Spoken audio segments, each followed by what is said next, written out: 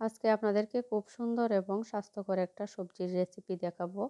অনেকেই আমরা এই সবজিটা অপছন্দ করি, খেতে চাই না, ভালো লাগে না, কিন্তু এটা কিন্তু আপনার বাচ্চা থেকে বয়স্ক যে কোনো মানুষের জন্য খুবই উপকারী। শরীর স্বাস্থ্য সব কিছুই ঠিক থাকে আপনার। এটা কাঁচা এবং পাকা যেভাবেই খান না কেন খুবই মজা।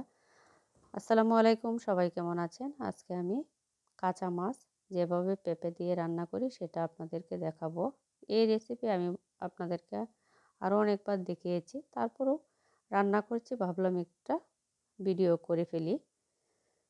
এখানে আমি মাছটা যেহেতু কাঁচা রান্না করব, মাছটা ভালো করে ধুয়ে একটা বাটিতে উঠিয়ে নিয়েছি।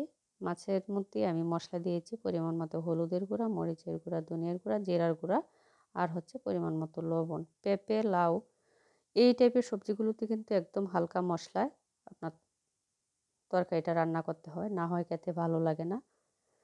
আমার হলুদের কালারটা খুবই টকটকা হলুদ, সেজন্য অল্প দিয়েছি। কত সুন্দর একটা কালার হয়েছে দেখুন। এরপর আমি মাছটা ভালো করে কষিয়ে নিচ্ছি।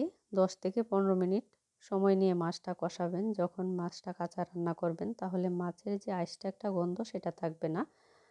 তারপর আমি মাছটা ভালো করে কষিয়ে বাটিতে উঠিয়ে নিয়েছি। এই মশলার মধ্যে আমি পেঁপেটা দিয়েছি। পেঁপেটা কিন্তু আমি সিদ্ধ করি নাই, কাঁচাই দিয়েছি। এরপর 10-15 মিনিট ভালো করে মশলার সাথে পেঁপেটা কষিয়ে এরপর আমি পরিমাণ মতো জল দিয়ে মাছটা দিয়ে দিয়েছি।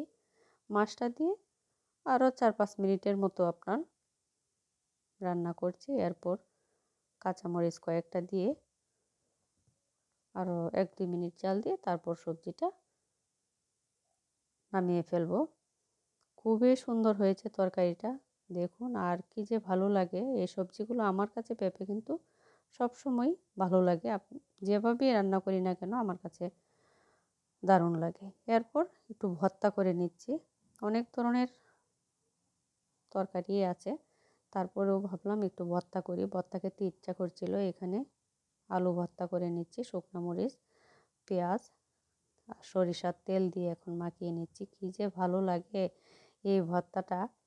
আসলে ভর্তা কিন্তু একা একা খেতে ভালো লাগে না। আপনি যখন ঘরের মধ্যে অনেকগুলো মানুষ থাকে, একটু ভর্তা করবেন, সবাই একটু প্লেটে নিবে, অল্প অল্প করে খেতে এত ভালো লাগে। আজকে দুপুরের আয়োজনে ছিল ডাল, ঢেঁড়স দিয়ে, একদম পাতলা ডাল।